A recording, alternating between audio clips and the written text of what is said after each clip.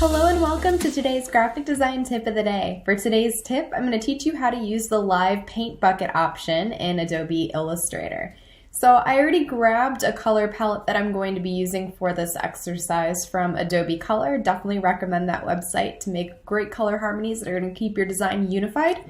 But I need to first grab everything that I drew. And now notice before I do that, each of these are individual lines that I drew. They're not all connected. They're all separate pieces here.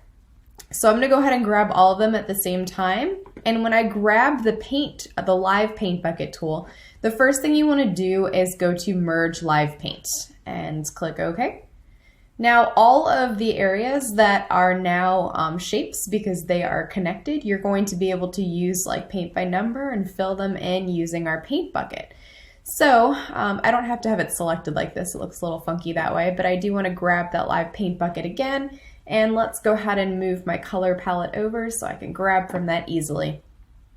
Alright, now going back to my live paint bucket tool, holding down the Option key or Alt if you are on a PC, you can go through and as you can see, you can start grabbing these colors and filling them in the spaces, nice and easy.